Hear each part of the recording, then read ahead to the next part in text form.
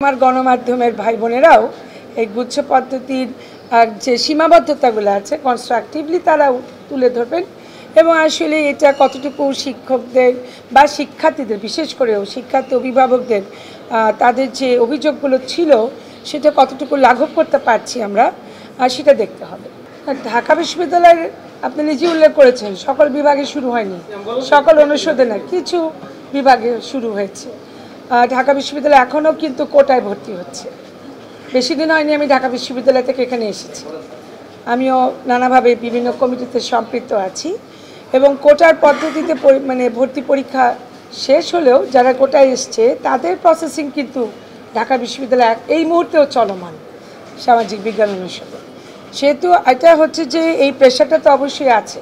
করোনার সময় আমরা একটা বলবো যে উচ্চতর যে শিক্ষার যে কার্যক্রম সেখানে আমরা একটা বিপর্যয়ের শিকার হয়েছিলাম।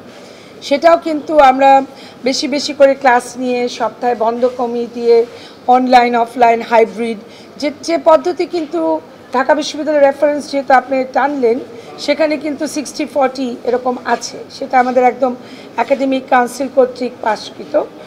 জগন্নাথ বিশ্ববিদ্যালয় সেরকমই একটা পদ্ধতি আছে যে আমরা অনলাইন এবং অফলাইন প্রয়োজনে সেটা করতে পারি এবং সেটা আমরা বিশেষ করে এই দাবদাহটাকে আমরা সামনে রেখে সেই হিসাবে চলছিলাম। কিন্তু আগামী রোববার থেকে আমরা বিশ্ববিদ্যালয় খুলে দিচ্ছি সকাল 8টা থেকে 2টা।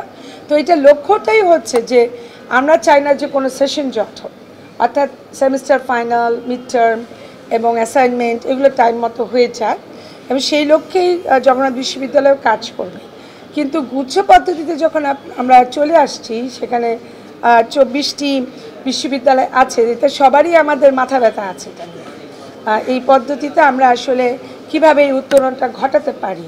তবে আমি মনে করি যে আমার গণমাধ্যমের ভাই বোনেরাও এই গুচ্ছ পদ্ধতির যে সীমাবদ্ধতাগুলো আছে কনস্ট্রাকটিভলি তারাও তুলে ধরবেন এবং আসলে এটা কতটুকু শিক্ষকদের বা শিক্ষার্থীদের বিশেষ করেও শিক্ষার্থী অভিভাবকদের তাদের যে অভিযোগগুলো ছিল সেটা কতটুকু লাঘব করতে পারছি আমরা সেটা দেখতে হবে। পরীক্ষা সুষ্ঠুভাবেই হচ্ছে, শান্তিপূর্ণভাবেই। এখানে 24টি বিশ্ববিদ্যালয় গুচ্ছভুক্ত মোট বিশ্ববিদ্যালয় এবং ভর্তি পরীক্ষার কেন্দ্র 22টি এবং জগন্নাথ বিশ্ববিদ্যালয় কেন্দ্রে যেটা বলবো সেখানে তো পরীক্ষা দিচ্ছে 12,352 জন।